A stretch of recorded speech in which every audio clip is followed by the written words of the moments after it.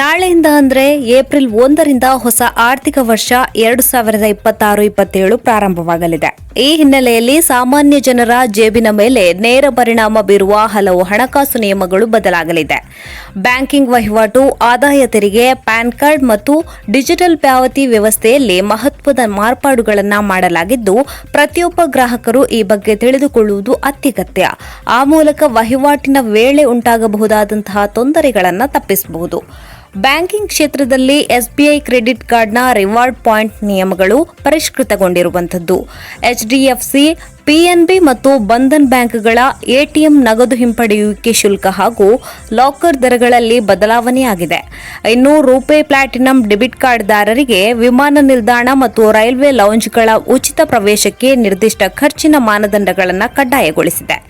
ಜೊತೆಗೆ ರಾಷ್ಟ್ರೀಯ ಹೆದ್ದಾರಿ ಪ್ರಾಧಿಕಾರವು ಫಾಸ್ಟ್ ಟ್ಯಾಗ್ ವಾರ್ಷಿಕ ಪಾಸ್ ಶುಲ್ಕವನ್ನು $3,075 ಏರಿಸಿದೆ. ಡಿಜಿಟಲ್ ಪಾವತಿ ವ್ಯವಸ್ಥೆಯಲ್ಲಿ ಸುರಕ್ಷತೆಗೆ ಹೆಚ್ಚಿನ ಆದ್ಯತೆ ನೀಡಲಾಗಿದೆ. ಇನ್ಮುಂದೆ ಒಟಿಪಿಗಳು ಎಸ್ಎಂಎಸ್ ಬದಲಿಗೆ ನೇರವಾಗಿ ಬ್ಯಾಂಕಿಂಗ್ ಅಪ್ಲಿಕೇಶನ್ನಲ್ಲಿಯೇ ದೊರೆಯಲಿದೆ. 5 ಲಕ್ಷಕ್ಕಿಂತ ಹೆಚ್ಚಿನ ವಹಿವಾಟುಗಳಿಗೆ ಆಧಾರ್ ಲಿಂಕ್ ಅಥವಾ ಬಯೋಮೆಟ್ರಿಕ್ ಕಡ್ಡಾಯಗೊಳಿಸಲಾಗಿದೆ. ಅಷ್ಟೇ ಅಲ್ಲದೆ ಅಪ್ಲಿಕೇಶನ್ ಬಳಸುವ ಗ್ರಾಹಕರ ಟೈಪಿಂಗ್ ವೇಗ ಮತ್ತು ಸ್ಕ್ರೀನ್ ನಿರ್ವಹಣೆಯ ಮೂಲಕ ಬಿಹೇವಿಯರ್ ಬಯೋಮೆಟ್ರಿಕ್ಸ್ ತಂತ್ರಜ್ಞಾನದಡಿ ಗುರುತು ಪತ್ತೆ ಮಾಡಲಾಗುತ್ತದೆ. ಪಾವತಿಯ ಸ್ಕ್ರೀನ್ಶಾಟ್ ತೆಗೆಯುವುದನ್ನು ಸಹ ಇನ್ಮುಂದೆ ನಿರ್ಬಂಧಿಸಲಾಗಿದೆ.